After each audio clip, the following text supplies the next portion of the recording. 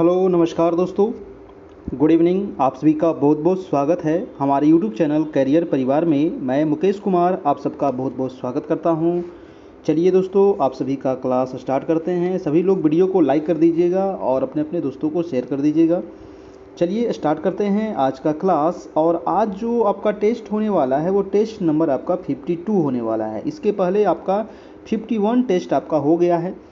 अगर आप पीछे वाला टेस्ट नहीं देखे हैं तो आप हमारे व्हाट्सएप ग्रुप में जुड़ जाइए। वहाँ पर आपको सभी टेस्ट मिल जाएगा, उसका पीडीएफ मिल जाएगा, उसका नोट्स मिल जाएगा, उसका वीडियो मिल जाएगा। सभी टेस्ट आपको पीछे, आप हमारे व्हाट्सएप ग्रुप में जुड़ते हैं तो वहाँ पर आपको पीछे वाला सभी चीज़ आपको वहाँ पर मिल जाएगा। आज यहाँ पर हम देखने वाले हैं सामान्य अध्ययन से संबंधित काफ़ी इंपॉर्टेंट प्रश्न है। और डेली जो आपकी क्लास होती है वो रात में 9 बजे से होती है। जो हमारा व्हाट्सएप ग्रुप है उसका नंबर है आपको यहाँ पर 7857824310। और इसमें जुड़ने के लिए और यहाँ पर पीडीएफ प्राप्त करने के लिए, नोट्स प्राप्त करने के लिए आपको सिर्फ एक बार 351 का पेमेंट करना है। उसके बाद जब तक आपकी एग्ज़ाम ना हो जाए तब तक आपको पीडीएफ, वीडियो नोट्स इत्यादि सभी चीज़ ग्रुप में मिलता रहेगा। आपको ग्रुप का लिंक मिलेगा, वहाँ आप ज्वाइन कर लीजिएगा। पीडीएफ का लिंक मिलेगा, है ना, उसको आप देखिएगा, है ना। क्लास का भी लिंक मिल जाएगा आपको ग्रुप में आपको, ठीक है। तो आप जो पेमेंट कीजिएगा वो फ़ोन पे कर सकते हैं, गूगल पे कर सकते हैं, पेटीएम कर सकते हैं, अमेजन पे कर सकते हैं। जो भी आपके पास हो उसी इस नंबर पे पेमेंट करके स्क्रीनशॉट भी आपको इसी नंबर पर व्हाट्सएप पर भेज देना है। चलिए अब आपको आज का क्लास हम लोग स्टार्ट करते हैं। ये टेलीग्राम का ग्रुप है दोस्तों, तो टेलीग्राम में भी आप जुड़ सकते हैं। वहाँ पर आपको मैं क्वेश्चन पोस्ट करते रहता हूँ, वहाँ पर तैयार भी आपको धीरे धीरे होते रहेगी, ठीक है। तो ये है हमारा कैरियर परिवार। नेक्स्ट प्रश्न आज का देखते हैं। पहला सवाल, आज का पहला सवाल है, देखिए कल ये वाला प्रश्न आप लोग को बताया गया था 75 नंबर, और आज हम लोग देखेंगे 76 से। 75 कल बता दिए थे कि वाइगोत्स्की के अनुसार किसी बालक के विकास में सबसे महत्वपूर्ण योगदान निम्न में से किसका होता है। तो वो होता है आपको, सबसे महत्वपूर्ण जो योगदान होता है वो समाज का योगदान होता है, ठीक है। तो इसका आंसर हो गया था कल का सी नंबर। आज चलते हैं हम लोग 76 से। चलिए वीडियो को सभी लोग लाइक कर दीजिएगा और अपने अपने दोस्तों को भी बता दीजिएगा। चलते प्रश्न आपका 76 नंबर कह रहा है कि अभिनेत्र लेंस द्वारा किसी वस्तु का किस प्रकार का प्रतिबिंब रेटिना पर बनाया जाता है। जी हाँ, किसके द्वारा? अभिनेत्र लेंस के द्वारा। ऑप्शन कह रहा है कि सीधा और वास्तविक बनेगा, सीधा और आभासी बनेगा, उल्टा और वास्तविक बनेगा, उल्टा तथा आभासी बनेगा। तो किस प्रकार का प्रतिबिंब बनेगा दोस्तों रेटिना पर? तो इसका आंसर क्या होगा? सभी लोग अपना अपना कमेंट कीजिए कमेंट बॉक्स में। चलिए बहुत अच्छी बात है, बिल्कुल सही जवाब आ रहा है। तो इसका आंसर हो जाएगा आपका सी नंबर, यानी कि उल्टा बनेगा। और कैसा बनेगा? तो वास्तविक बनेगा, है ना। तो आंसर हो जाएगा आपका आंसर नंबर सी हो जाएगा। नेक्स्ट प्रश्न है आपका 77, कह रहा है कि गर्म मौसम में पंखा चलने से आराम महसूस होता है। जी हाँ, आप अभी गर्मी देख रहे हैं, कितना ज़बरदस्त गर्मी यहाँ पटना में पड़ रही है।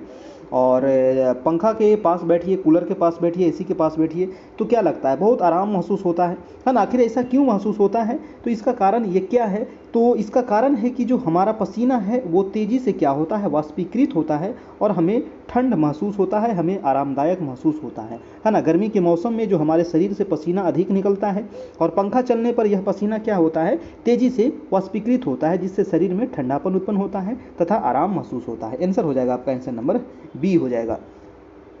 नेक्स्ट प्रश्न है आपका 78 नंबर। 78 कह रहा है कि निम्नलिखित एसआई यूनिटों में कौन सही सुमेलित नहीं है। जी हाँ, एसआई यूनिट दिया गया है, यहाँ पर कौन सा सुमेलित नहीं है ना। जो गलत है ऑप्शन वो आपको बताना है। कार्य जूल, बल न्यूटन, द्रव्यमान किलोग्राम, दाब और डाइन क्या है? तो बताइए कौन सा यहाँ पर दोस्तों गलत है। 78 का आंसर हो जाएगा आपका आंसर नंबर दाब का। डाइन जो है ये आपका गलत है। दाब का ऐसा ही मात्रक पास्कल होता है ना। दाब का ऐसा मात्रक क्या होता है? तो पास्कल होता है, ये नोट कर लीजिएगा, ठीक है। चलिए तो अगला प्रश्न हम देख लेते हैं। आपका प्रश्न नंबर है 79 नंबर। प्रश्न कह रहा है कि जब टीवी का स्विच ऑन किया जाता है तो क्या होता है। जी हाँ, आप टीवी देखते हैं तो टीवी का स्विच ऑन करने से क्या होता है? तो इसमें क्या होता है कि श्रव्य और दृश्य दोनों एक साथ शुरू हो जाते हैं। मतलब कि आप टीवी में क्या आपको दिख भी रहा है और उससे आवाज़ भी निकल रहा है, यानी कि उससे दोनों चीज़ शुरू हो जाता है। यानी आंसर हो जाएगा आपका आंसर नंबर ए हो जाएगा। देखिए टीवी का स्विच ऑन करने पर श्रव्य एवं दृश्य दोनों एक साथ शुरू होता है। ध्वनि के प्रकाश की अपेक्षा कम वेग से चलने के कारण ध्वनि बाद में सुनाई पड़नी चाहिए थी, लेकिन टेलीविज़न में ऑडियो सिंक्रोनाइजर लगा करके इस त्रुटि को दूर किया जाता है ना। तो यही कारण है कि हमको जो है श्रव्य और दृश्य दोनों एक साथ सुनाई देता है। ठीक है, तो आंसर हो जाएगा ए नंबर। नेक्स्ट है कि पास्चुराइजेशन एक प्रक्रिया है। जी हाँ, पास्चुराइजेशन क्या है, एक प्रक्रिया है जिसमें क्या किया जाता है। तो पास्चुराइजेशन में होता है ना कि द्रव्य खाद्य सामग्री के संरक्षण की एक विधि है पास्चुराइजेशन। और इस विधि की खोज कौन किया था, तो लुई पास्चर किए थे। इस विधि की खोज कौन किया था, तो लुई पास्चर के द्वारा इसकी खोज किया गया था, और इन्हीं के नाम पर फिर पास्चुराइजेशन नाम पड़ा था आपका। देखिए इसमें क्या होता है कि दूध को, है ना, इसमें पास्चुराइजेशन पर दूध को 145 डिग्री फ़ारेनहाइट, है ना, 145 डिग्री फ़ारेनहाइट से लेकर के 150 डिग्री फ़ारेनहाइट तापमान पर इसको 30 मिनट तक गर्म किया जाता है। ठीक है, दूध को गर्म किया जाता है और उसके पश्चात उसे 55 डिग्री फ़ारेनहाइट तक ठंडा कर दिया जाता है। और इस पास्चुरीकरण जो प्रक्रिया है, प्रक्रिया से दूध में उपस्थित जो हानिकारक कीटाणु है वो मर जाते हैं। आप जो डेयरी मिल्क खरीदते हैं वो जो दूध है वो पास्चुराइजेशन करके आपको मार्केट में मिलता है ना, यानी कि उसको पहले गर्म कर दिया जाता है और गर्म करके फिर ठंडा करके उसको पैक करके आपके मार्केट में आ जाता है। ठीक है, तो इसका जो आंसर हो जाएगा वो हो जाएगा आपका सी नंबर, यानी कि दूध को पहले बहुत देर तक गर्म किया जाता है, मतलब कि आधा घंटा लगभग, और एक निश्चित समय में अचानक ठंडा कर दिया जाता है, फिर उसको पैक करके मार्केट में सप्लाई कर दिया जाता है। तो आंसर हो जाएगा सी नंबर। ठीक है, कौन किया था इसका खोज, तो लुई पास्चर ने। अगला प्रश्न है कि सबसे भारी प्राकृतिक तत्व कौन सी है। तो ये क्वेश्चन कई बार पूछा गया है। जो सबसे भारी प्राकृतिक तत्व है दोस्तों वो है आपका यूरेनियम। ठीक है, 81 का क्या हो जाएगा, यूरेनियम, यानी कि आंसर नंबर ए हो जाएगा। इसका परमाणु भार कितना होता है, तो इसका परमाणु भार होता है 238.03 होता है इसका परमाणु भार। और इसका घनत्व कितना होता है, तो 19.05 ग्राम प्रति घन सेंटीमीटर इसका घनत्व होता है यूरेनियम का। ठीक है, चलिए, तो इसका आंसर हो जाएगा ए नंबर। नेक्स्ट प्रश्न है आपका कि निम्नलिखित में से किस में कार्बन नहीं है। बताइए, हीरा तो कार्बन का ही अप्रूफ है, ग्रेफाइट में भी कार्बन है, कोयला में कार्बन है, 82 का क्या हो जाएगा, डी नंबर, यानी कि इनमें से कोई नहीं, सभी में आपको क्या है, तो कार्बन है। आंसर हो जाएगा आपका आंसर नंबर डी हो जाएगा दोस्तों। ठीक है, चलिए अगला प्रश्न है कि खाने का नमक NaCl जो है वो किससे बनता है। जी हाँ, आपका जो खाने वाला नमक है आपके किचन में वो किससे बनता है, तो ये कमज़ोर अम्ल और कमज़ोर क्षार से, या मजबूत अम्ल और मजबूत क्षार से, या कमज़ोर अम्ल मजबूत क्षार से, या मजबूत अम्ल कमज़ोर क्षार से। तो किससे ये बनता है, तो ये बनता है आपको मजबूत अम्ल और मजबूत क्षार से, यानी कि दोनों क्या रहेगा, तो मजबूत मजबूत रहेगा अम्ल और क्षार। आंसर हो जाएगा आपका आंसर नंबर बी हो जाएगा। ठीक है, नेक्स्ट चलते हैं आपका 84 नंबर। 84 कह रहा है कि निम्नलिखित में से कौन से एक अम्लीय विलयन का संभव पीएच मान है। जी हाँ, अम्लीय विलयन का संभव पीएच मान कौन सा है। तो अम्लीय में क्या होता है दोस्तों, 84 का क्या हो जाएगा आपका ए नंबर हो जाएगा। अम्लीय में क्या होता है कि 7 से उसका मान क्या होता है, कम होता है। तो 7 से जिसका भी पीएच वैल्यू कम हो वो क्या होगा, अम्लीय होगा, यानी कि इसका आंसर क्या हो जाएगा, 6 हो जाएगा। और 7 जिसका हो तो इसको कहेंगे उदासीन, है ना, जिसका 7 हो उसको उदासीन कहेंगे। जैसे कि शुद्ध जो जल होता है ना, वो उसका पीएच वैल्यू कितना है, 7 होता है ना। और लेकिन जिसका जो क्षारीय होता है ना, जो क्षारीय होता है उसका पीएच मान कितना होता है, 7 से ज़्यादा होता है, यानी कि 7 प्लस होता है। ठीक है, तो इसका आंसर हो जाएगा ए नंबर आपका। नेक्स्ट प्रश्न है कि प्राकृतिक रबर का बहुलक है। जी हाँ, प्राकृतिक रबर का बहुलक कौन सा है, तो 85 का आंसर हो जाएगा आपका आंसर नंबर आइसोप्रीन, है ना। प्राकृतिक रबर का बहुलक जो है वो आइसोप्रीन है ना। बहुलीकरण वह प्रक्रिया है जिसमें एक ही प्रकार के एक से अधिक अणु आपस में जुड़ करके कोई अधिक अनुभार वाला अणु बनाते हैं। ठीक है, बहुलीकरण में भाग लेने वाले अणुओं को एकलक एवं उत्पाद को बहुलक कहा जाता है दोस्तों। ठीक है, और आइसोप्रीन जो है वो प्राकृतिक रबर का बहुलक है। आइसोप्रीन जो है वो एक रंगीन द्रव्य है जो पेट्रोलियम के भंजक आसवन से प्राप्त होता है। ठीक है, तो ये चीज़ आप ध्यान रखिएगा, इसका आंसर हो जाएगा बी नंबर। नेक्स्ट है कि अंगूर में प्रचुर मात्रा में पाए जाने वाला ऑर्गेनिक अम्ल कौन सा है। जी हाँ, यानी कि अंगूर जो आप खाते हैं उसमें प्रचुर मात्रा में कौन सा अम्ल उसमें पाया जाता है। 86 का हो जाएगा आपका टार्टेरिक अम्ल, है ना। आंसर नंबर हो जाएगा आपका आंसर नंबर डी हो जाएगा। ठीक है, नेक्स्ट प्रश्न है आपका 87 नंबर। कह रहा है कि दांतों पर जमी परतें किसकी बनी होती है। जी हाँ, दांत पर जो आपका धीरे धीरे करके यानी कि जो भोजन करते हैं उसको आप साफ नहीं करते हैं तो वो धीरे धीरे क्या हो जाता है, परत दर परत जमते चला जाता है। तो वो जो परत जो जमा हुआ है वो क्या है, तो इसका आंसर क्या हो जाएगा, यानी कि वो भोजन के कण है, थूक है, मुख अम्ल है और बैक्टीरिया से ये जम जाता है धीरे धीरे, है ना। और एक परत दर परत वो जमते चला जाता है और ब्लैक जैसा हो जाता है, आपको पीला जैसा हो जाता है। आंसर हो जाएगा आपका आंसर नंबर डी हो जाएगा आपका। ठीक है, चलिए नेक्स्ट प्रश्न है आपका 88 नंबर। कह रहा है कि अन्य पशुओं के मांस की तुलना में मछली का उपभोग स्वास्थ्यकर माना जाता है। जी हाँ, मछली आप खाइएगा तो आपको उससे बहुत फ़ायदा है ना। क्योंकि मछली में क्या पाया जाता है, जी हाँ, आप चिकन खा रहे हैं, मटन खा रहे हैं, उससे अच्छा है कि आप मछली खाइए, है ना। मछली खाने से बहुत ज़्यादा फ़ायदा है।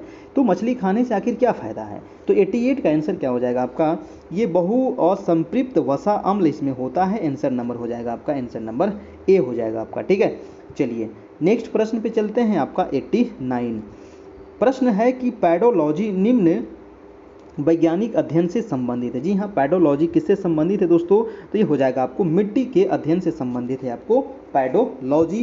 आंसर नंबर हो जाएगा आपका बी। ठीक है, नेक्स्ट प्रश्न है आपका 90 नंबर। कह रहा है कि निम्न में से कौन सा रूपांतरित स्तंभ है, बताइए रूपांतरित स्तंभ इनमें से कौन सा है, तो 90 का क्या होगा, वो हो जाएगा आपका आंसर नंबर डी हो जाएगा, है ना। आलू जो है ना, यानी जो पोटैटो है, एक अंतःभौमिक रूपांतरित स्तंभ कंद के अंतर्गत आता है।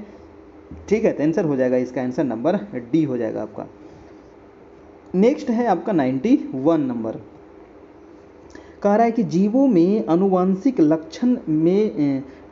लक्षण में ले जाए जाते हैं। जी हाँ, तो किसके द्वारा ले जाए जाते हैं दोस्तों, 91 का हो जाएगा आपका आंसर नंबर बी, यानी कि जीवों में अनुवांशिक लक्षण क्रोमोजोम द्वारा संतान में ले जाए जाते हैं। तो इसका आंसर जो हो जाएगा वो क्रोमोजोम द्वारा हो जाएगा, है ना। जीवों में अनुवांशिक लक्षण क्रोमोजोम के द्वारा संतान में ले जाए जाते हैं, यानी कि जीवों में ले जाए जाते हैं। आंसर हो जाएगा आपका आंसर नंबर बी। ठीक है, नेक्स्ट है आपका 92 नंबर। आप लोग अपना अपना कमेंट करते चलिएगा और वीडियो पर नए हैं तो आप चैनल पर नए हैं, चैनल को सब्सक्राइब कर लीजिएगा, है ना। बेल आइकन प्रेस कर लीजिएगा ताकि 9 बजे आपको नोटिफिकेशन मिल सके और लाइव क्लास कर सके। ठीक है, और इसका PDF लेने के लिए दोस्तों आपको बताया गया था, है ना। चलिए हम नेक्स्ट प्रश्न देख लेते हैं कि कार्बनिक खाद जो हमारे लिए बेहतर माने जाते हैं, क्यों। जी हाँ, कार्बनिक खाद हमारे लिए बेहतर क्यों माने जाते हैं, इसका आंसर क्या होगा, सभी लोग इसका जवाब दीजिए अपने कमेंट बॉक्स में। तो 92 का हो जाएगा दोस्तों, यानी कि बिना कृत्रिम खादों और कीटनाशकों के उपयोग किए उगाए जाते हैं, इसीलिए कार्बनिक खाद जो है वो हमारे लिए बेहतर माने जाते हैं। आंसर हो जाएगा आपका 92 का डी नंबर, है ना। इसमें जो है वो कृत्रिम तरीके से इसको बनाया जाता है। ठीक है, चलिए नेक्स्ट प्रश्न है आपका 93 नंबर। 93 कह रहा है कि जंतु विज्ञान यानी कि जूलॉजी अध्ययन करता है। जूलॉजी किसका अध्ययन करता है, तो जंतु विज्ञान में किसका अध्ययन किया जाता है, तो इसमें जीवित और मृत जानवरों का अध्ययन किया जाता है। आंसर हो जाएगा सी नंबर, है ना। मृत और जीवित दोनों का इसमें अध्ययन किया जाता है। नेक्स्ट हो जाएगा आपका आंसर नंबर, इसका हो जाएगा सी नंबर 93 का। ठीक है, जंतु विज्ञान के अंतर्गत जीवित एवं मृत जानवरों का विस्तृत अध्ययन किया जाता है। जंतु विज्ञान जीव विज्ञान की एक प्रमुख शाखा है। इसके जनक कौन माने जाते हैं, जनक भी आपको पूछा जा सकता है कि जंतु विज्ञान के जनक कौन है, तो वो है आपको अरस्तु, है ना। कौन है, तो वो अरस्तु इसके जनक हैं। ठीक है, याद रखिएगा। अगला है आपका 94 नंबर। कह रहा है कि निम्नलिखित विटामिनों में से कौन सा शरीर में भंडारित नहीं है। जी हाँ, कौन सा शरीर में भंडारित नहीं है, vitamin A, vitamin C, vitamin D और विटामिन ई। तो शरीर में जो भंडारित नहीं है दोस्तों, तो आपका 94 का हो जाएगा answer number B. Answer number B हो जाएगा, यानी कि विटामिन जो सी है वो शरीर में भंडारित नहीं है। विटामिन सी जो होता है ना, वो जल में घुलनशील होता है। ठीक है, जल में घुलनशील होता है। आंसर हो जाएगा आपका आंसर नंबर सी हो जाएगा। और वसा में घुलनशील कौन कौन होता है, तो ADE, है ना, याद रखिएगा। नेक्स्ट प्रश्न है आपका 95 कि एथलीट फुट बीमारी होता है। जी हाँ, एथलीट फुट बीमारी किससे होता है, तो एथलीट फुट के बारे में कई बार एग्जाम में पूछा गया है BPSC के। इसका जो आंसर हो जाएगा वो हो जाएगा फफूंद से होता है ना, फफूंद से होता है आपको एथलीट फुट नामक बीमारी, यानी कि फंगस से होता है ना, फंगस से होता है आपको एथलीट फुट। आंसर हो जाएगा बी। अगला प्रश्न है आपका 96 नंबर, कह रहा है कि एक व्यक्ति एक संवेदनशील तराजू पर खड़ा है, जी हाँ, यानी कि सेंसिटिव तराजू पर खड़ा है। यदि वह गहरी सांस अंदर लेता है तो तराजू की रीडिंग क्या होगी? बड़ा बढ़िया क्वेश्चन है ना। एक व्यक्ति जो है उसको तराजू पर खड़ा कर दिया गया है और वो गहरी सांस अंदर जब लेता है तो तराजू का रीडिंग क्या होगा? बढ़ेगा, घटेगा, या रीडिंग पर कोई प्रभाव नहीं पड़ेगा? वह बढ़ेगी या घटेगी, यह वायुमंडलीय दबाव पर निर्भर करेगा। आंसर क्या होगा 96 का? तो इसका जो आंसर हो जाएगा वो हो जाएगा घटेगा, यानी कि व्यक्ति के गहरी सांस लेने में तराजू की रीडिंग जो है वो घटेगी, अर्थात तराजू द्वारा व्यक्ति का वजन कम दर्शाया जाएगा। आंसर हो जाएगा आपका आंसर नंबर बी। अगला प्रश्न है आपका 97 नंबर। 97 कह रहा है कि भारतीय संविधान का संरक्षक किसे माना जाता है? जी हाँ, कई बार पूछा गया है भारतीय संविधान का संरक्षक किसे कहते हैं। तो 97 का क्या हो जाएगा दोस्तों? सर्वोच्च न्यायालय को कहा जाता है भारतीय संविधान का संरक्षक, है ना। हाई सुप्रीम कोर्ट अनुच्छेद कितने में है? 1, 2 का 4, है ना, 1, 2 का 4 में है आपको सुप्रीम कोर्ट। ठीक है, चलिए। और संसद कितने में है? तो संसद याद रखिएगा 79 में है। राष्ट्रपति का पद कितने में है? तो 52 में है। अगला प्रश्न है कि राष्ट्रीय मतदाता दिवस मनाया जाता है। जी हाँ, राष्ट्रीय मतदाता दिवस कब मनाया जाता है? 98 का क्या होगा? आंसर हो जाएगा आपका 98 का बी नंबर, यानी कि 25 जनवरी को मनाया जाता है राष्ट्रीय मतदाता दिवस। कई बार एग्जाम में ये पूछा गया प्रश्न है। ठीक है, चलिए अगला प्रश्न देखते हैं आपका 99 नंबर।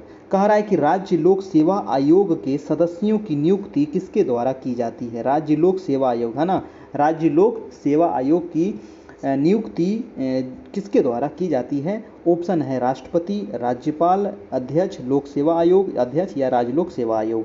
99 का हो जाएगा राज्यपाल के द्वारा किया जाता है राज्य लोक सेवा आयोग सदस्यों की नियुक्ति। आंसर हो जाएगा आपका आंसर नंबर बी हो जाएगा। ठीक है, चलिए नेक्स्ट है आपका 100 नंबर प्रश्न है कि भारतीय राष्ट्रीय कांग्रेस में राष्ट्रीय शब्द प्रभावित था। जी हाँ, भारतीय राष्ट्रीय कांग्रेस में राष्ट्रीय शब्द जो था वो किससे प्रभावित था? तो 100 का आंसर क्या होगा दोस्तों? इसका आंसर हो जाएगा आपका आंसर नंबर बी, यानी कि ब्रिटिश शासन के विरुद्ध प्रतिक्रिया से ये प्रभावित था। आंसर हो जाएगा आपका आंसर नंबर बी हो जाएगा आपका। ठीक है, चलिए नेक्स्ट प्रश्न हम देखते हैं आपका 101 नंबर। प्रश्न है कि पंचायत के चुनाव कराने हेतु निर्णय किसके द्वारा लिया जाता है? जी हाँ, अगर पंचायत का चुनाव कराना है तो निर्णय कौन लेगा? जी हाँ, केंद्र सरकार लेगा, राज्य सरकार लेगा, जिला न्यायाधीश लेगा या चुनाव आयोग लेगा? देखिए, अगर पंचायत में चुनाव कराना हो तो इसका जो निर्णय लेता है वो राज्य सरकार के द्वारा लिया जाता है। 101 का आंसर हो जाएगा आपका आंसर नंबर बी हो जाएगा। ठीक है, तो इसका आंसर क्या हो जाएगा आपका बी नंबर। ठीक है, राज्य सरकार का ये काम है, ये केंद्र सरकार का काम नहीं है, जिला न्यायाधीश का भी काम नहीं है, चुनाव आयोग का भी काम नहीं है। अगला है आपका 102 नंबर।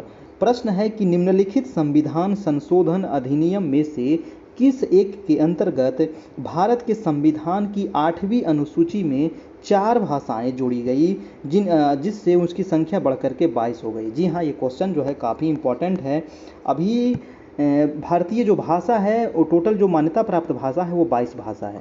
अभी वर्तमान में 22 भाषा को मान्यता प्राप्त मिला है और ये भाषाओं का जो उल्लेख किया गया है वो किस अनुसूची में किया गया है? ये क्वेश्चन कई बार एग्जाम में पूछा गया है। तो ये 8वीं अनुसूची में इसका वर्णन किया गया है। ठीक है, 22 भाषाओं का उल्लेख किया गया है और जो 4 भाषा जोड़ा गया था दोस्तों वो आपको जोड़ा गया था आपको 92वां संविधान संशोधन में, और इसमें 4 भाषा मैथिली, बोडो, डोगरी, संथाली, ये 4 भाषा याद रखिएगा। मैथिली, बोडो, डोगरी और संथाली, ये 4 भाषा आपको जोड़ा गया था आपको, और टोटल भाषा की संख्या हो गई 22। अगला प्रश्न है आपका 103 नंबर। कह रहा है कि पंचायती राज की त्रिस्तरीय प्रणाली में कौन कौन आते हैं? अभी वर्तमान में त्रिस्तरीय प्रणाली जो है हमारी लागू है पंचायती राज में, और ये त्रिस्तरीय प्रणाली में कौन कौन आता है ये आपको क्वेश्चन पूछा गया है। तो इसमें आता है दोस्तों आपको 103 का हो जाएगा आपका ग्राम पंचायत हो जाएगा। ठीक है, ब्लॉक ये तो गलत है, ये भी गलत है, ये भी गलत है। ग्राम पंचायत आ जाएगा, क्षेत्र पंचायत समिति और जिला परिषद, यानी कि आंसर हो जाएगा आपका आंसर नंबर डी हो जाएगा इसका राइट नंबर, है ना। चलिए 103 का डी नंबर। नेक्स्ट प्रश्न है आपका 104 नंबर। कह रहा है कि पंचायती राज का प्रधान लक्ष्य क्या है? जी हाँ, पंचायती राज का प्रधान लक्ष्य क्या है? तो इसका जो आंसर हो जाएगा वो हो जाएगा कि ग्राम वासियों में शक्ति का विकेंद्रीकरण करना, है ना। इसका क्या मतलब लक्ष्य है? तो पंचायत द्वारा प्रधान लक्ष्य ग्राम वासियों में शक्ति का विकेंद्रीकरण है, जिससे वे अपनी आवश्यकताओं के अनुरूप नीतियां बना सके और उसे लागू कर सके, है ना। तो आंसर हो जाएगा आपका आंसर नंबर सी हो जाएगा। ठीक है, चलिए वीडियो को लाइक कर दीजिएगा सभी लोग, है ना। वीडियो को लाइक कर दीजिए सभी लोग जितने लोग देख रहे हैं, और चैनल पर नए हैं तो चैनल को सब्सक्राइब कर लीजिएगा। नेक्स्ट प्रश्न है आपका 105 नंबर की, पंचायती राज सर्वप्रथम परिवर्तित किया गया। जी हाँ, पंचायती राज सर्वप्रथम किसके द्वारा परिवर्तित किया गया था? तो 105 का हो जाएगा दोस्तों राजस्थान में, है ना। सबसे पहले जो पंचायती राज जो लागू किया गया था वो राजस्थान के नागौर जिला में लागू किया गया था। ये लागू हुआ था आपको 1959 ईस्वी में, है ना। 1959 में सबसे पहले राजस्थान के नागौर जिला में ये लागू हुआ था। तो याद रखिएगा, ये क्वेश्चन कई बार एग्जाम में पूछा गया है। अगला प्रश्न है आपका 106 नंबर, कह रहा है कि भारतीय संविधान में राज्य के नीति निदेशक तत्वों को निम्न में से किस देश के संविधान से लिया गया है? जी हाँ, कई बार एग्जाम में पूछा गया है कि नीति निदेशक तत्व जो है दोस्तों ये अनुच्छेद कितने में है? तो अनुच्छेद मैं तो कई बार बता दिया हूँ आप लोग को, है ना। कमेंट करके बताइए तो ये कितने में है? तो 36 से लेकर के 51 अनुच्छेद में इसका वर्णन किया गया है। अगर आपको भाग पूछ लिया जाए कि ये भाग कितने में है, तो भाग 4 में इसका वर्णन किया गया है। ठीक है, और इसको कहाँ से लिया गया है? तो इसको आयरलैंड से लिया गया है ना। कहाँ से लिया गया है? आयरलैंड से लिया गया है नीति निदेशक तत्व को। ठीक है, तो आंसर क्या हो जाएगा? इसका आंसर नंबर सी हो जाएगा, है ना। 106 का सी। ठीक है, यूनाइटेड किंगडम से क्या लिया गया था? यूके से क्या लिया गया? संसदीय शासन प्रणाली, है ना। संसदीय शासन प्रणाली कहाँ से ली गई है? तो ये ली गई है यूनाइटेड किंगडम से, याद रखिएगा। यूएसए से क्या लिया गया है? तो मौलिक अधिकार, है ना। क्या लिया गया है? मौलिक अधिकार लिया गया है आपको यूएसए से, यानी कि अमेरिका से। ठीक है, याद रखिएगा मौलिक अधिकार। ठीक है, चलिए नेक्स्ट प्रश्न है आपका 107 नंबर। प्रश्न है कि ईस्ट इंडिया कंपनी के प्रारंभिक दौर में वेस्टर्न प्रेसिडेंसी कहाँ थी? जी हाँ, बताइए दोस्तों, ईस्ट इंडिया कंपनी के प्रारंभिक दौर में, ईस्ट इंडिया कंपनी की स्थापना कब होती है? तो 1600 ईस्वी में इसकी स्थापना होती है। और प्रारंभिक दौर में वेस्टर्न यानी कि पश्चिमी प्रेसिडेंसी कहाँ पर था, है ना। पश्चिम में इसको कहाँ पर खोला गया था? तो आंसर हो जाएगा सूरत में, है ना। कहाँ पर? तो सूरत में, यानी कि ईस्ट इंडिया कंपनी ने आरंभ में सूरत को प्रेसिडेंसी बनाया था और बाद में यह बॉम्बे स्थानांतरित कर दिया गया था। इसका आंसर हो जाएगा ए नंबर। तो ये प्रारंभ पूछ रहा था तो ए हो जाएगा आपका। ठीक है, अगला प्रश्न है आपका 108, फूट डालो और राज करो। जी हाँ, यही तो अंग्रेज किया है हमारे देश में, है ना। यही तो अंग्रेज किया है, फूट डालो और राज करो की नीति किसके द्वारा अपनाई गई थी, है ना। वो कौन था जिसके द्वारा फूट डालो और राज की नीति अपनाई गई थी? तो 108 का हो जाएगा दोस्तों लॉर्ड कर्जन के द्वारा, है ना। लॉर्ड कर्जन, देखिए इसमें दो लोग थे, है ना। ये फूट डालो और राज करो की नीति जो था, एक लॉर्ड कर्जन तो महत्वपूर्ण थे ही, और एक और था आपको लॉर्ड मिंटो, है ना। ये दोनों के द्वारा अपनाई गई थी। लॉर्ड मिंटो भी, आप अगर ऑप्शन में ए और बी दोनों रहता तो आप उसको भी मार सकते थे, है ना। ऐसे लॉर्ड कर्जन मार सकते हैं, लॉर्ड मिंटो, ये दोनों के द्वारा फूट डालो और राज करो की नीति अपनाई गई थी। और इन दोनों के तहत मिंटो ने क्या किया था, है ना। जो लॉर्ड मिंटो है, इन्होंने क्या किया था कि पृथक निर्वाचन प्रणाली को प्रोत्साहित दिया था। और लॉर्ड कर्जन के शासनकाल में ही आपको हुआ था बंगाल का विभाजन हुआ था, है ना। बहुत सारे आपको हुआ था आंदोलन वगैरह। ठीक है, तो इसका जो मेन काम था फूट डालो और राज करो, आंसर हो जाएगा आपका ए नंबर। ठीक है, नेक्स्ट प्रश्न है कि किसको भारतीय पुनर्जागरण का पिता कहते हैं? जी हाँ, कई बार एग्जाम में पूछा गया, वेरी वेरी इंपॉर्टेंट सवाल है कि भारतीय पुनर्जागरण का पिता किसको कहा जाता है? सभी लोग इसका कमेंट कीजिए कमेंट बॉक्स में। 109 का आंसर क्या होगा? भारतीय पुनर्जागरण का पिता जो हैं वो है आपको राजा राम मोहन राय। ठीक है, राजा राम मोहन राय के द्वारा ही दोस्तों ब्रह्म समाज की स्थापना की गई थी। कब की गई थी? 1828 ईस्वी में ब्रह्म समाज की स्थापना हुई थी, और 1829 ईस्वी में सती प्रथा का अंत भी किया गया था इन्हीं के द्वारा। ठीक है, तो 1828 ब्रह्म समाज की स्थापना, 1829 सती प्रथा का अंत। तो वो थे राजा राम मोहन, भारतीय पुनर्जागरण के पिता। ठीक है, चलिए नेक्स्ट प्रश्न है आपका 110 नंबर। कह रहा है कि कलकत्ता में एशियाटिक सोसाइटी की स्थापना के समय बंगाल का गवर्नर कौन था? जी हाँ, एशियाटिक सोसाइटी की स्थापना के समय बंगाल का गवर्नर पूछ रहा है ना। तो बंगाल का उस समय गवर्नर जो था वो लॉर्ड वारेन हेस्टिंग्स थे। कौन थे? Lord Warren Hastings. आंसर हो जाएगा आपका 110 का बी नंबर। ठीक है, ये भी क्वेश्चन पूछ लिया जाता है कि एशियाटिक सोसाइटी की स्थापना कहाँ की गई थी, तो याद रखिएगा कलकत्ता में किया गया था, है ना। नेक्स्ट प्रश्न है आपको 111 नंबर की, मुस्लिम लीग का प्रथम अध्यक्ष कौन था। जी हाँ, मुस्लिम लीग का प्रथम पूछा गया है, तो प्रथम अध्यक्ष कौन था मुस्लिम लीग का, तो वो था आपको आगा खां, है ना। कौन था, आगा खां था मुस्लिम लीग का प्रथम अध्यक्ष। ठीक है, चलिए आंसर हो जाएगा ए नंबर। अगला प्रश्न है आपका 112 नंबर की, खिलाफत आंदोलन का बिहार में नेतृत्व ग्रहण किया था, किसने किया था दोस्तों खिलाफत आंदोलन का बिहार में नेतृत्व। तो बिहार में जो नेतृत्व किया गया था खिलाफत आंदोलन का, वो किया गया था मौलाना मजहरुल हक। ये क्वेश्चन पहले भी बताया गया था, आंसर हो जाएगा आपका बी नंबर, मौलाना मजहरुल हक। ठीक है, सभी लोग वीडियो को जरूर से जरूर लाइक कर दीजिए, जितने लोग देख रहे हैं, है ना। जितने लोग देख रहे हैं उसके बाद हम आगे चलते हैं। ठीक है, वीडियो को लाइक जरूर कर दीजिए, और चैनल पर नए हैं तो चैनल को सब्सक्राइब कर लीजिएगा। नेक्स्ट प्रश्न है आपका 113 नंबर, और जैसे ही आपका प्रधान शिक्षक की एग्जाम समाप्त हो जाएगी तो हम बिहार एसएससी की भी क्लास शुरू कर देंगे, है ना। बिहार एसएससी की भी जो क्लास होगी वो रात में 9 बजे से ही होगी आपकी। ठीक है, तो आराम से आप लोग भी देखते रहिएगा, है ना, ताकि आप लोग की भी तैयारी होते रहे।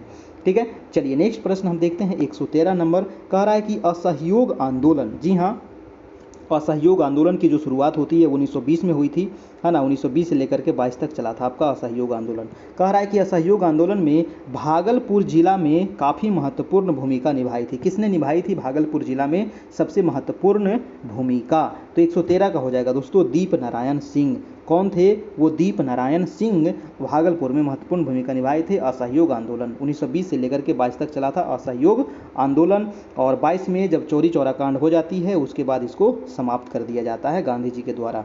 नेक्स्ट प्रश्न है कि बिहार में साइमन कमीशन के बहिष्कार के संयोजक कौन थे। जी हाँ, साइमन कमीशन। जी हाँ, साइमन कमीशन भारत आया था, और इसमें टोटल कितने सदस्य थे, तो आपको 7 सदस्य थे, और सातों जो थे ना वो ब्रिटिश थे। ठीक है, तो इसी वजह से इसका क्या किया गया था, बहिष्कार किया गया था। और क्वेश्चन पूछ रहा है कि बिहार में जो साइमन कमीशन का जो बहिष्कार हुआ इसके संयोजक थे, तो इसके जो संयोजक थे वो थे देवकी नंदन। कौन थे, तो देवकी नंदन थे। साइमन कमीशन की स्थापना कब होती है, तो 1927 में इसकी स्थापना होती है, और ये भारत कब आता है, तो 1928 ईस्वी में भारत आता है। देखिए, कमीशन टाइप का 2-3 प्रश्न पूछा जाएगा, एक तो साइमन कमीशन हो गया, एक पूछा जाता है आपको क्रिप्स मिशन, है ना। एक पूछा जाएगा कि क्रिप्स मिशन भारत कब आया, तो 1942 में आया। क्रिप्स मिशन कब आया, 1942 में आया। कैबिनेट मिशन अगर पूछ लिया जाए, है ना, कि कैबिनेट मिशन कब आया भारत, तो 1946 में आया था कैबिनेट मिशन, और क्रिप्स मिशन 42 में, और साइमन कमीशन 1928 में। तो ये तीनों डेट आपको हमेशा घुमा फिरा करके पूछा जाता है। नेक्स्ट प्रश्न है आपका 115 नंबर, कह रहा है कि सविनय अवज्ञा आंदोलन। जी हाँ, सविनय अवज्ञा आंदोलन के दौरान किसकी अध्यक्षता में मुसलमानों ने पटना में एक संगठन की स्थापना की थी। जी हाँ, तो बिहार से संबंधित कुछ प्रश्न यहाँ पर दिया गया है जो काफ़ी इंपॉर्टेंट है। तो बताइए कि सविनय अवज्ञा आंदोलन के दौरान किसकी अध्यक्षता में मुसलमानों ने पटना में एक संगठन की स्थापना की थी, तो इसका जो अध्यक्षता किए थे वो किए थे प्रोफेसर अब्दुल बारी। जी हाँ, ये क्वेश्चन बीपीएससी के द्वारा कई बार एग्जाम में क्वेश्चन पूछा गया है। यानी कि इस संगठन का उद्देश्य मुस्लिम संप्रदाय में आज़ादी की भावना को लोकप्रिय बनाना था दोस्तों, है ना। सविनय अवज्ञा आंदोलन के दौरान जो इसका गठन किया गया था प्रोफेसर अब्दुल बारी के द्वारा, है ना। तो आंसर हो जाएगा आपका, आंसर नंबर डी हो जाएगा आपका। नेक्स्ट प्रश्न है आपका 116 नंबर, प्रश्न है कि निम्नलिखित अंग्रेजों में से कौन था जिसने सर्वप्रथम भगवत गीता का अंग्रेजी में अनुवाद किया था। जी हाँ, कई बार पूछा गया प्रश्न है कि भगवत गीता का अंग्रेजी में अनुवाद किसने किया था, वो अंग्रेज कौन था दोस्तों। जी हाँ, तो वो अंग्रेज था आपका चार्ल्स विल्किंस। कौन था, चार्ल्स विल्किंस था जिन्होंने भगवत गीता का अंग्रेजी में अनुवाद किया था। ये भी क्वेश्चन कई बार एग्जाम में आ चुका है। ठीक है, चलिए नेक्स्ट प्रश्न है आपका 117 नंबर। 117 नंबर प्रश्न है आपका, प्रश्न कह रहा है कि मार्क रूटे लगातार चौथी बार किस देश के प्रधानमंत्री नियुक्त हुए हैं। जी हाँ, मार्क रूटे, कुछ करेंट अफेयर भी यहाँ पर प्रश्न है, बताइए। मार्क रूटे लगातार चौथी बार वहाँ के प्रधानमंत्री बने हैं। 117 का हो जाएगा दोस्तों नीदरलैंड, है ना। नीदरलैंड के प्रधानमंत्री कौन बने हैं अभी, मार्क रूटे। नेक्स्ट प्रश्न है आपका 118 नंबर। 118 प्रश्न कह रहा है हाल ही में किस राज्य के प्रसिद्ध सफ़ेद प्याज, जी हाँ सफ़ेद प्याज और वाडा कोलम चावल को जीआई टैग प्रदान किया गया है? वेरी वेरी इंपॉर्टेंट प्रश्न है। जीआई टैग से आपको एक आध प्रश्न पूछ सकता है ना। तो सफ़ेद प्याज और वाडा कोलम चावल जीआई टैग जो मिला है, ये जो मिला है दोस्तों वो महाराष्ट्र को मिला है। देखिए प्याज जो होता है ना, ये महाराष्ट्र में बहुत अधिक मात्रा में होता है। और सफ़ेद प्याज है ना, सफ़ेद प्याज याद रखिएगा जिसको जीआई टैग दिया गया है। और वाडा कोलम चावल है, ये भी आपको महाराष्ट्र का ही है जिसको जीआई टैग दिया गया है। ठीक है, नेक्स्ट प्रश्न है आपका 19 नंबर की, किस राज्य सरकार ने वर्ष 2021 को शिक्षा के वर्ष के रूप में घोषित किया है? बहुत इंपॉर्टेंट प्रश्न है। शिक्षा के वर्ष के रूप में जो घोषित किया है वो कौन से राज्य के द्वारा घोषित किया गया है? 119 का हो जाएगा अरुणाचल प्रदेश। जी हाँ, वो है राज्य आपका अरुणाचल प्रदेश। अरुणाचल प्रदेश जो है ना, ये सबसे पूर्वी राज्य है, सबसे पूर्वी राज्य है, यानी कि सबसे ईस्ट में है ना, सबसे ईस्ट में है। सबसे पूर्वी राज्य कौन सा है? तो अरुणाचल प्रदेश है। और सबसे पश्चिमी राज्य अगर पूछा जाए तो गुजरात, सबसे उत्तरी राज्य जम्मू कश्मीर, सबसे दक्षिणी तमिलनाडु। अगला प्रश्न है आपका 120 नंबर कि जम्मू कश्मीर में दुनिया का सबसे ऊंचा रेलवे आर्क ब्रिज का निर्माण किस नदी पर किया जा रहा है? जी हाँ, काफ़ी इंपॉर्टेंट प्रश्न है। बताइए कि दुनिया का सबसे ऊंचा रेलवे आर्क ब्रिज जो बनाया जा रहा है वो किस नदी पर बनाया जा रहा है? देखिए तो जम्मू कश्मीर में रावी नदी नहीं होगा, चेनाब भी नहीं होगा। बचा आपको ऑप्शन नंबर 2 यानी कि ए और डी बचा।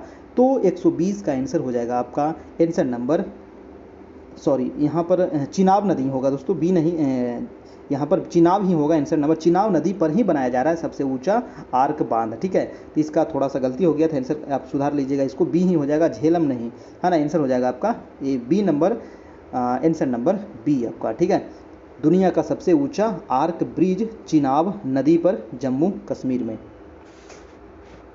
अगला प्रश्न हम लेकर चलते हैं आपका 121 नंबर, कह रहा है कि वैश्विक बौद्ध सम्मेलन का आयोजन भारत में पहली बार कहाँ किया जा रहा है? जी हाँ, वैश्विक बौद्ध सम्मेलन का आयोजन हो रहा है और भारत में ये पहली बार हो रहा है। और कहाँ हो रहा है? जी हाँ, तो पहली बार है, काफ़ी इंपॉर्टेंट हो जाता है। इसका आंसर हो जाएगा नालंदा में, है ना। कहाँ हो रहा है? नालंदा में। और नालंदा आपको बौद्ध धर्म से संबंधित ही है। आपका आंसर हो जाएगा बी नंबर। नेक्स्ट है आपका 122, प्रश्न है कि किस देश में विश्व बैडमिंटन चैंपियनशिप 2026 का आयोजन किया जाएगा? बहुत इंपॉर्टेंट है, बताइए कि विश्व बैडमिंटन चैंपियनशिप 2026 का आयोजन कहाँ होगा? तो ये होगा दोस्तों आपको भारत में ही होगा। जी हाँ, ये भारत में होगा तो और इम्पॉर्टेंट हो जाता है, आंसर हो जाएगा ए नंबर, याद रखिएगा। ठीक है, सब याद करने वाला चीज़ है, 2-4 बार देखिएगा आपको याद हो जाएगा। अगला प्रश्न है कि देश के किस राज्य को देश का सर्वश्रेष्ठ समुद्री राज्य का पुरस्कार प्रदान किया गया? जी हाँ, देश के वो कौन सा राज्य है जिसको सर्वश्रेष्ठ समुद्री राज्य का पुरस्कार दिया गया है? तो किसको दिया गया है दोस्तों? सर्वश्रेष्ठ समुद्री राज्य। जी हाँ, तो वो राज्य है आपका, आंसर हो जाएगा आंध्र प्रदेश। जी हाँ, आंध्र प्रदेश कहाँ पे है? तो आंध्र प्रदेश सबको पता है कि आंध्र प्रदेश आपका यहाँ पर ही है। और आंध्र प्रदेश से ही एक राज्य अलग हुआ है, उसका नाम क्या है? तेलंगाना, है ना। उसका क्या नाम है? तेलंगाना। तेलंगाना कब अलग हुआ था बताइए? तो 2 जून 2014 को अलग हुआ था तेलंगाना। ठीक है, याद रखिएगा तेलंगाना, है ना। नेक्स्ट प्रश्न देख लेते हैं आपका 124 नंबर, कह रहा है कि भारत का पहला विरासत संस्थान किस शहर में स्थापित करने की घोषणा की गई? जी हाँ, विरासत संस्थान स्थापित करने की घोषणा की गई दोस्तों। और वो किस शहर में स्थापित किया जाएगा?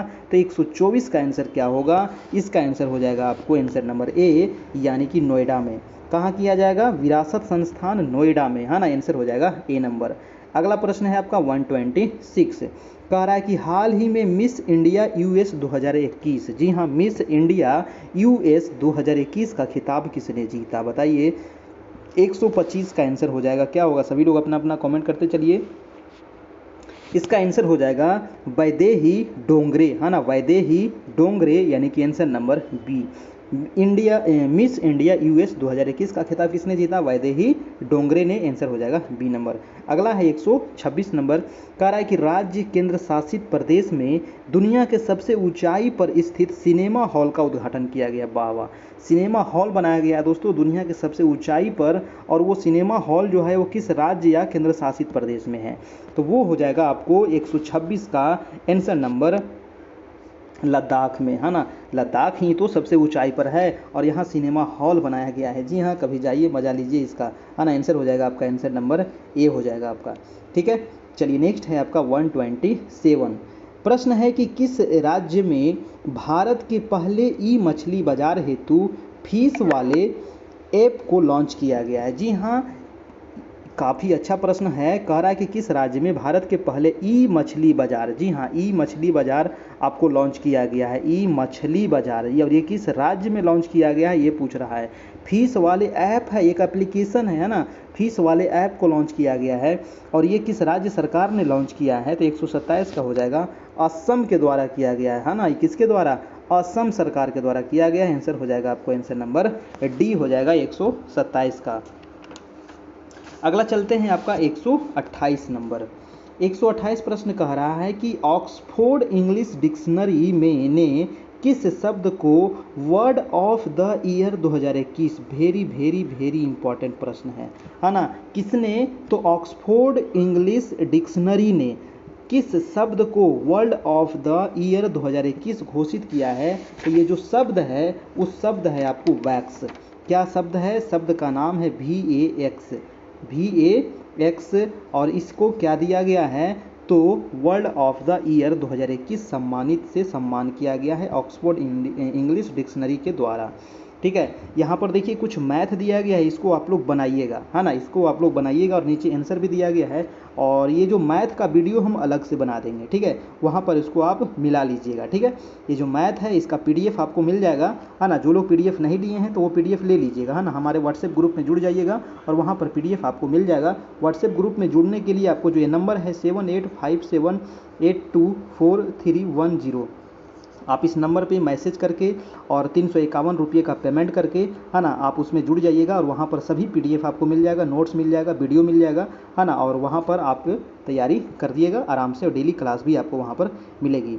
ठीक है, तो ये कुछ मैथ है और कुछ यहाँ पर रीजनिंग भी दिया गया है, इसको आप लोग बनाइएगा। फिर मैं इसका वीडियो बना करके अलग से आप लोग को दे दूँगा और वहाँ पर आप इसको मिला लीजिएगा। इसका आंसर नीचे आपको दिया गया है। ठीक है, चलिए हम चलते हैं। अगला प्रश्न है आपको 139, तुलबुल परियोजना। जी हाँ, तुलबुल परियोजना जो है कई बार एग्जाम में पूछा गया है कि ये किस नदी पर है ना, किस नदी पर है? तो तुलबुल परियोजना जो है झेलम नदी पर है। और झेलम नदी कहाँ बहती है दोस्तों? तो जम्मू कश्मीर में बहती है ना, जम्मू कश्मीर में बहती है आपको झेलम नदी। ठीक है, जम्मू कश्मीर किस नदी के किनारे है ये भी क्वेश्चन पूछा जाता है, तो झेलम नदी के किनारे है। और तुलबुल परियोजना किस नदी पर है? तो झेलम नदी पर ही है। ठीक है, तो ये चीज़ आप याद रखिएगा। अगला प्रश्न है आपका कि भारतीय कृषि में निम्न उत्पादकता का क्या कारण है? जी हाँ, भारतीय जो कृषि है उसमें उत्पादकता बहुत ज़्यादा नहीं हो पाता है ना। और इसका कारण क्या है? तो इसका जो कारण है आवश्यकता से अधिक लोगों का कृषि कार्य में लगा रहना। अगर मान लिया जाए इतना खेत है, मान लीजिए 10 कट्ठा खेत है, इसमें 5 लोग कार्य कर रहे हैं और 5 लोग भी कार्य करेंगे तो उतना ही उत्पादन होगा और 10 लोग भी इसमें कार्य करेंगे तो उतना ही उत्पादन होगा। और भारत में क्या है, कितना ही खेत में 10 लोग लगे हुए हैं, जबकि 5 लोग भी लगे रहते तो उतना ही उत्पादन होता। ठीक है, तो कृषि कार्य में क्या है, अधिक लोग लगे हुए हैं, आवश्यकता से ज़्यादा लोग लगे हुए हैं, तो उससे कुछ फायदा तो है नहीं, है ना, बेरोजगारी बढ़ रही है। ठीक है, जोत का क्या है, आकार काफ़ी छोटा है। इंडिया में जो जोत का आकार है बहुत धीरे धीरे छोटा होते चला जाता है ना, जैसे जैसे बंटवारा बढ़ते जाता है भाई में बहन में, तो इसके वजह से क्या हो जाता है, जोत जो है, जो खेत है वो क्या हो जाता है, छोटा हो जाता है। उत्पादन की पिछड़ी तकनीक है इंडिया में, है ना, उत्पादन का जो तकनीक है, टेक्नोलॉजी है, बड़े बड़े मशीन का उपयोग नहीं कर सकते हैं, बड़े बड़े बढ़िया बढ़िया आप जो उर्वरक का उपयोग नहीं कर पाते हैं, है ना, तो इसके वजह से भी उत्पादन कम होता है। तो इसमें क्या हो जाएगा, उपयुक्त सभी हो जाएगा, आंसर नंबर डी हो जाएगा। अगला प्रश्न है आपका 141 नंबर, कह रहा है कि भारत के किन राज्यों में गन्ना सबसे ज़्यादा पैदा होता है? जी हाँ, कई बार पूछा गया है कि गन्ना का उत्पादन में टॉप 1 में कौन है? तो टॉप पर है दोस्तों आपको उत्तर प्रदेश, है ना, सबसे अधिक जो गन्ना होता है वो उत्तर प्रदेश में ही होता है। 141 का आंसर हो जाएगा आपका बिहार और उत्तर प्रदेश, है ना, बिहार और उत्तर प्रदेश यहाँ पर ऑप्शन में सही है। उत्तर प्रदेश और राजस्थान में नहीं होता है, आंध्र प्रदेश जम्मू कश्मीर ये भी गलत है, पंजाब हिमाचल ये भी गलत है। ऑप्शन के अनुसार आपका ए हो जाएगा आपका, है ना। उत्तर प्रदेश में भी गन्ना सबसे अधिक होता है और बिहार में भी गन्ना काफ़ी अधिक मात्रा में होता है। आपका आंसर हो जाएगा ए नंबर आपका, ठीक है। नेक्स्ट है सब्जी उत्पादन में। जी हाँ, बताइए दोस्तों, सब्जी उत्पादन में इंडिया का स्थान कौन सा है? तो 142 का क्या हो जाएगा? 142 का आंसर हो जाएगा दूसरा नंबर। सब्जी के उत्पादन में इंडिया दूसरे नंबर पर है, हाँ, आंसर हो जाएगा आपका आंसर नंबर बी हो जाएगा, ठीक है। चाइना जो है वो प्रथम नंबर पर है ना, चीन जो है वो प्रथम नंबर पर है, और ये आगे पीछे होते रहता है, तो इसको आप देख लीजिएगा गूगल करके, है ना, तो वहाँ पर आपको आगे पीछे भी ये होते रहता है कभी कभी, ठीक है। नेक्स्ट प्रश्न है आपका, निम्नलिखित में से ऊर्जा का कौन सा स्रोत व्यावसायिक स्रोत नहीं है? जी हाँ, ऊर्जा का कौन सा स्रोत कह रहा है व्यावसायिक स्रोत नहीं है? जी हाँ, तो पेट्रोलियम है, परमाणु ऊर्जा है, प्राकृतिक गैस है, बायोगैस है। तो यहाँ पर व्यावसायिक स्रोत पूछ रहा है दोस्तों, तो 143 का आंसर क्या होगा आपका? बायोगैस। बायोगैस जो है ना वो किस प्रकार का ऊर्जा है? तो बायोगैस जो है वो नवीकरणीय संसाधन है ना, क्या है? नवीकरणीय ऊर्जा है। बायोगैस को आप बार बार नया कर सकते हैं, पेट्रोलियम को आप बार बार नया कर सकते हैं, बिल्कुल नहीं। परमाणु ऊर्जा को कर सकते हैं, बिल्कुल नहीं। प्राकृतिक गैस को कर सकते हैं, बिल्कुल नहीं। तो ये सभी क्या है? तो ये सभी जो है वो व्यावसायिक स्रोत है, लेकिन बायोगैस जो है व्यावसायिक स्रोत नहीं है, है ना। जैसे कि सौर ऊर्जा हो गया, पवन ऊर्जा हो गया, बायोगैस हो गया, ठीक है, ज्वारीय ऊर्जा हो गया, ठीक है। और ये सभी जो ऊर्जाएं हैं वो कैसी ऊर्जा है? तो ये सभी है नवीकरणीय संसाधन। ये सभी एग्जाम में कई बार एग्जाम में बार बार पूछ लिया जाता है। अगला प्रश्न है आपका ये 144, कह रहा है कि बिहार में महानंदा नदी जो गंगा में मिलती है। देखिए, ये महानंदा जो नदी है ना, महागंगा, ये महानंदा के नाम से एक ट्रेन भी चलती है और महागंगा ट्रेन है। बिहार की मान लीजिए ये आकृति है, और ये जो महानंदा नदी है ना यहाँ पर बहती है। आपको यहाँ पर देखिएगा सबसे लास्ट में, है ना, बिहार के सबसे पूर्वी छोर पर जो बहने वाली नदी है, ये क्वेश्चन भी पूछा जाता है, तो वो नदी है आपको महानंदा नदी। और ये बिहार और इधर है आपको पश्चिम बंगाल, है ना, वेस्ट बंगाल है आपको, तो वेस्ट बंगाल के सीमा से ये बहती है। तो इसका आंसर क्या हो जाएगा? 144 का आंसर नंबर ए, यानी कि कटिहार के दक्षिण पश्चिम में, ठीक है। तो क्वेश्चन पूछ रहा था कि महानंदा नदी जो गंगा में कहाँ पर मिलती है, तो कटिहार के दक्षिण पश्चिम में आंसर हो जाएगा आपका, आंसर नंबर ए हो जाएगा, ठीक है। चलिए नेक्स्ट प्रश्न हम देख लेते हैं आपका, कि बिहार में गर्म जल सोते के सुप्रसिद्ध ऐतिहासिक स्थल कौन है? देखिए, गर्म जल सोता, आप राजगीर जाइएगा तो राजगीर में आपको हमेशा सालों भर वहाँ पर निरंतर गर्म पानी निकलते रहता है ना। ब्रह्मकुंड कभी गए होंगे, है ना, नहाए होंगे, तो आपको मतलब ठंडा दिन में जाइएगा तो ज़्यादा मज़ा आएगा, गर्मी में तो घिसू गर्म लगता है आपको। तो आंसर क्या हो जाएगा? आपको सी नंबर हो जाएगा, है ना। गर्मी में जाना है तो आप जाइए ककोलत, है ना, आप नवादा में जाइए ककोलत जलप्रपात, वहाँ पर जाइएगा तो मज़ा आएगा, ठीक है। और ठंडा में जाइए राजगीर ब्रह्मकुंड, तो गर्म गर्म पानी मिलेगा आपको। आंसर हो जाएगा सी नंबर। नेक्स्ट है आपका 146 नंबर। 146 कह रहा है कि बिहार में निम्नलिखित में से कौन सा समूह की नदियां गंगा अथवा उसकी सहायक नदियों में उत्तर की ओर से आकर के मिलती है? जी हाँ, मान लीजिए गंगा ये बह रही है ना, गंगा नदी ये बह रही है और उत्तर से आकर के इसमें मिल रही है, वो नदी कौन कौन सी है? तो बताइए दोस्तों, कोसी नदी, पुनपुन नदी, घाघरा नदी, कोसी, महानंदा, कर्मनासा, गंडक, कमला, बागमती, सोन, कोसी, उत्तरी कोयल। अब इसमें आंसर क्या होगा? 146 का आंसर हो जाएगा गंडक नदी आती है, ठीक है, गंडक नदी आती है, कमला नदी भी आती है उत्तर से ही, बागमती नदी भी आती है उत्तर से ही। आंसर हो जाएगा आपका, आंसर नंबर सी हो जाएगा आपका, ठीक है। कर्मनासा नदी उत्तर से आती है, कभी नहीं, कर्मनासा नदी यहाँ से जाती है ना। चलिए, अब पुनपुन नदी भी गलत हो जाएगा, है ना, ये भी गलत हो गया, कर्मनासा भी गलत हो गया और सोन भी गलत हो गया, है ना। तो आंसर हो जाएगा आपका, आंसर नंबर सी नंबर हो जाएगा, ठीक है। सोन नदी कहाँ से निकलती है? मैंने बताया था सोन नदी कहाँ से निकलती है, तो मध्य प्रदेश में, है ना। कहाँ से निकलती है? मध्य प्रदेश में है अमरकंटक, है ना, मध्य प्रदेश में है अमरकंटक, ठीक है, अमरकंटक, वहीं से निकलती है आपको सोन नदी, और ये बहती है आपको उत्तर की ओर चल जाती है। और अमरकंटक से एक और नदी निकलती है, उसका नाम है आपको नर्मदा, और नर्मदा जो निकलती है वो बहती है आपको पश्चिम की ओर जाती है ना, वो ये खंभात की खाड़ी के पास जाकर के गिर जाती है, ठीक है।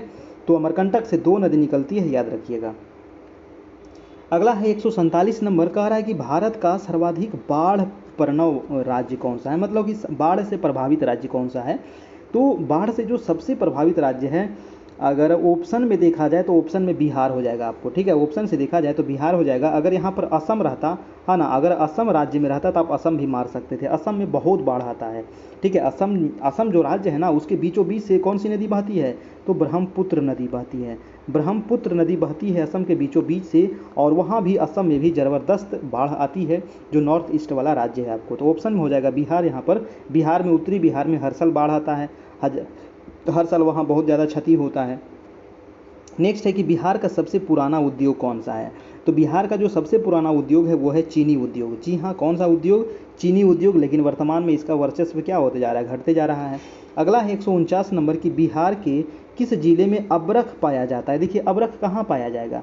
तो जो आपको मतलब कि झारखंड से सटा हुआ जिला होगा, है ना, तो झारखंड से जिला हुआ सटा हुआ नवादा है आपका, ठीक है, नवादा है, गया भी सटा हुआ है, जमुई भी सटा हुआ है। तो आंसर हो जाएगा आपका आंसर नंबर डी, यानी कि इनमें से सभी जगह थोड़ा बहुत क्या है तो अबरख पाए जाते हैं बिहार में आपका। तो आंसर हो जाएगा आपका आंसर नंबर डी हो जाएगा, यानी कि जो झारखंड से सटे हुए जिले हैं वहाँ पर ही, क्योंकि झारखंड के जो कोडरमा हजारीबाग जो है ना, आप गए होंगे बस उससे, तो आप देखे होंगे चमचम चमचम करते रहता है पूरा पहाड़ वहाँ पर, ठीक है। चलिए प्रश्न कह रहा है 150 नंबर की, भारत में निम्नलिखित में से किस प्रकार का वन सर्वाधिक वृहद क्षेत्र में पाया जाता है? जी हाँ, ये क्वेश्चन जो है काफ़ी इंपॉर्टेंट है।